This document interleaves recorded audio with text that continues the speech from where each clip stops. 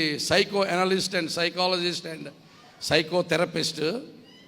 ఆయన చాలా రీసెర్చ్ చేశాడు ఆడవాళ్ళ మీద, ఎన్నో గ్రంథాలు రాశాడు. రాసి చనిపోయే ముందు ఏమన్నాడు తెలుసా ఆయన? Oh what do these women want అంటే చచ్చిపోయాడు ఆయన. ఈ ఆడవాళ్ళకి ఏమిస్తే నవ్వుతారు, సంతోషిస్తారో నాకు అర్థం అవ్వలేదు. What do these women want? ఆడవాళ్ళని అర్థం చేసుకోవడం చాలా కష్టం అట.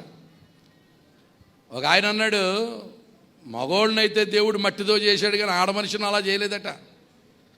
సృష్టిలో ఉన్న శక్తులన్నీ తీసి ఆడమనిషిలో పెట్టాడటండి. సూర్యునిలోని తీక్షణత, చంద్రునిలోని ఆర్ద్రత, నిప్పులోని వెచ్చదనం, మంచులోని చల్లదనం, పిల్లిలోని పిరికిదనం, పులిలోని కరకతనం, కాకి గోల, కోకిల ఏల, చీమలో నుంచి శ్రమించే గుణం, నెమల్లో నుంచి నాట్యం, నక్కలో నుంచి చిత్తులు, ఇవన్నీ తీసి ఆడమనిషిలో పెట్టాడట. సూర్యునిలోని తీక్షణత అంటే కంటి చూపుతో చంపేస్తామంటారా? వాళ్ళ చూపు అలా ఉంటుంది.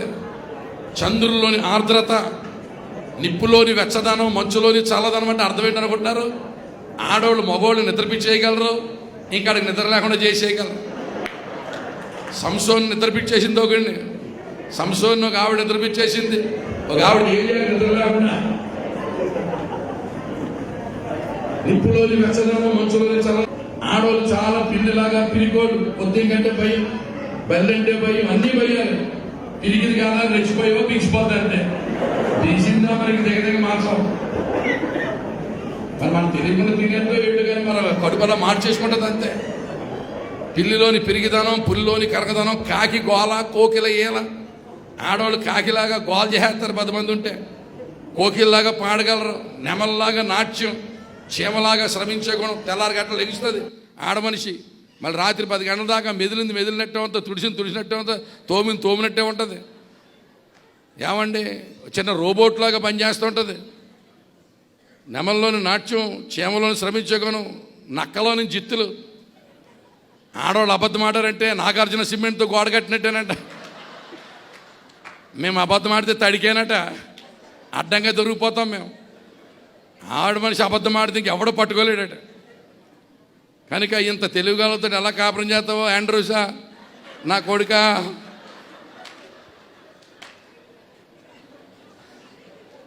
దేవుడే సాయం చేయాలి తండ్రి, సామాన్యం కాదురా బాబు. ఆడవాళ్ళు ఎటువంటి వాళ్ళు అంటే వాళ్ళు అడిగిన వెళ్దాం అనుకున్నారు అనుకో, ఎప్పుడు తయారైపోతారో, ఎప్పుడు వండేస్తారో, ఎప్పుడు తుడిచేస్తారో, ఎప్పుడు సక్కపెట్టేస్తారో తెలియదు. వెళ్ళకూడదు అనుకుందా నీరసం అంటది అంతే. ఇంక దానికి డెఫినేషన్ లేదు, ఇంక దానికి నిర్వచనం లేదు. మొత్తం ఈ ప్రోగ్రామ్ అంతా ఫెయిల్ అయిపోద్ది. చాలా సైకలాజికల్ మూవల్. వాళ్ళ ముఖం టచ్ స్క్రీన్ లాంటిదట. అంటే సీన్ మారిపోద్ది. బజారు బయలుదేరినప్పుడు ఒక ముఖం, ఇంటికి వచ్చే లోపు రకరకాల షేపులు. ఎప్పటికప్పుడు నువ్వు మెడకోగలిగి ప్రార్థన చేయడం ఇదే. నీకు అర్థమైందా? చాలా కేర్ఫుల్గా ఉండాలి బ్రదరు. ఇంకో మాట చెప్తున్నాను, ఆవిడ ఎదురుకుండా ఇంకెవరిని మెచ్చుకోక.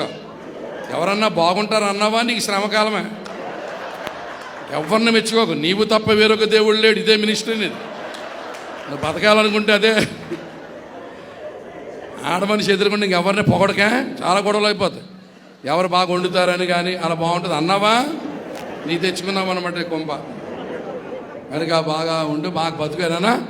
మన ఒక ఆయన పెళ్లి క్యాసెట్, ఒక అతను ఇంట్లో ఏడ్చేస్తానంట. టీవీ చూస్తా, భార్య అడుగుతుందంట, ఏం సీరియల్ అని బాబు అంతలా ఏడ్చేస్తారంటే అన్నారంటే, సీరియల్ కాదే మన పెళ్లి క్యాసెట్ అన్నాడు. ఆ పెళ్లి క్యాసెట్ వేసుకున్నా బతికేలాగా అయిపోయిందా వేళ.